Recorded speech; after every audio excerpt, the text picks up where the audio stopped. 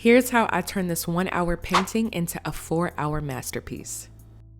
It's giving vacay, Bora Bora, St. Lucia. Let's get into it. So first, I'm using the Procreate software to combine various reference photos onto one layout. I'm using Master's Touch acrylic paint for my primary and complementary colors. For my paint brushes, I'm going in with large mop brushes for blending, medium flathead for defining, and liner brushes for detail. Here, the primary colors will be my primary palette and the complementary will be my secondary palette. Make sure you have your water and paper towels on standby and let's go. First, I'm starting off with my mop brush, mixing in some yellow and blue to start covering the sky. Here, I'm adding some more yellow and white to start gradually covering up the silhouette of the palm tree. If you want to get rid of a previous layer or make a color more vibrant, always start with white. Next, I'm taking blue and red to create this deep purple for the clouds.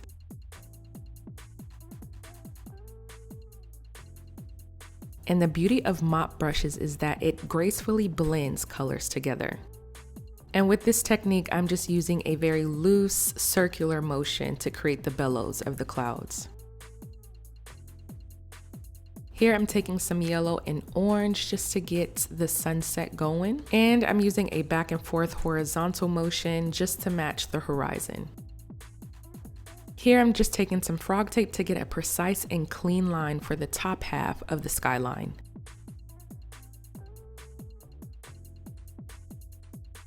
This process is just me really color blocking in what I see from my reference photo, but as we continue to get into the layers, you will see it come to life. And with that being said, there will be a lot of repetition with me going over the same areas.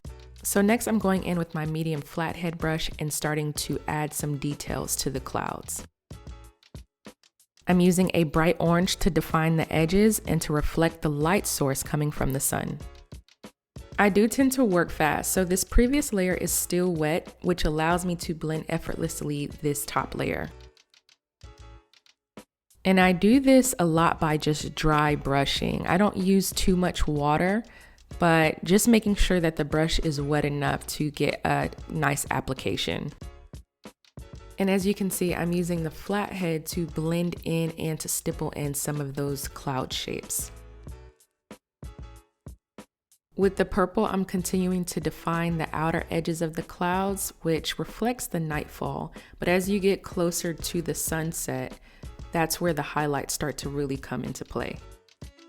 And like I said, with the vibrancy of that sun and using white, I'm going to be jumping back and forth to make sure that she really does stand out.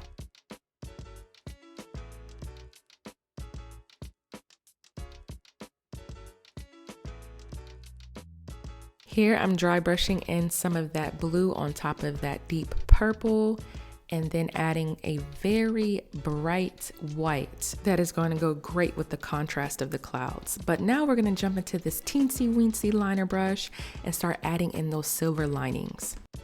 This is like the chef's kiss of making clouds come to life. And for the more translucent clouds, all you have to do is just add a little bit more water and blend that in. I've jumped back to my flathead brush and just blending in some more of those complementary colors wherever I see fit. As you see the layers dry, that sun is not as bright as it can be. So yes, your girl is bouncing back to it and adding some more layers because it's going to shine bright like a diamond when we're done. Next, let's get into the mountaintops, which I've started with a base layer of dark green, mixing blue, yellow, and black. And here I've just added a tinge of white using a liner brush to reflect the right side of the mountain towards the sun. Next, I'm going in with my medium flathead brush and just adding in some buildings, using a variation of grays, whites, a little tinge of red, and yellows. Now, as we allow the top half to dry, we can go ahead and rip this tape off and start focusing on the bottom half. After about 10 minutes, I applied a new tape on top of the horizon line and I'm getting into the seascape. And the secret to this is starting with the darkest hue. As you can see, I've blended black and blue together and I'm adding in some white to know where my waves are going. And as the waves withdraw, I'll also be adding in some of that sand color, which you see me blending in yellow and red together. Okay, for those who know, I love water, so this is the fun part. We're gonna take our flatheads for the details and the liner for the highlights. Now that the top half is dry, look at that horizon line. Okay, it's giving clean, pristine. Using a light blue with this flathead brush, you wanna start with smaller waves further out and larger waves closer to the viewer.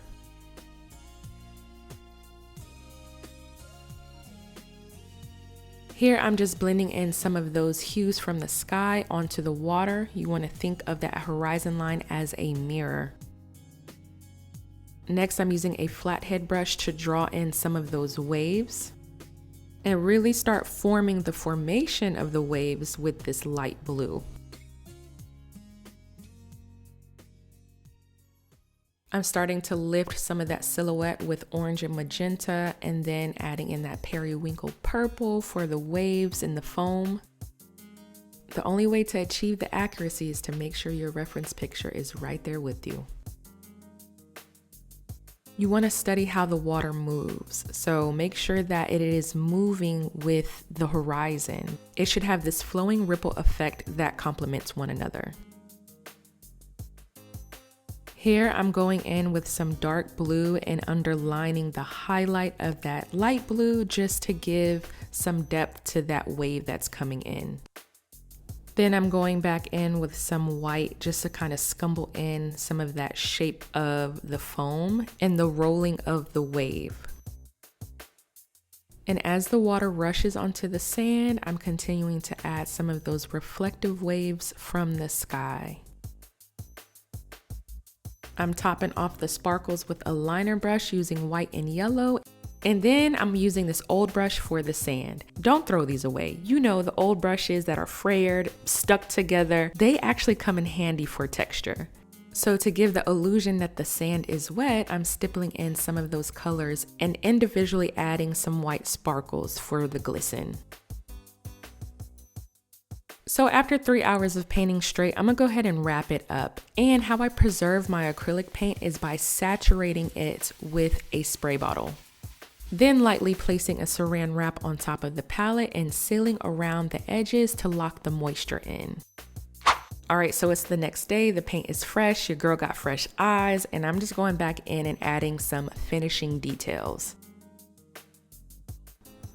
It's always good to take a break, take a step back, and figure out what is missing, what needs to be added, and overall what needs to be improved to make this a masterpiece. Which we cannot forget the sun rays. So I'm using a bright yellow with more water than paint and lightly grazing the canvas with these brush strokes.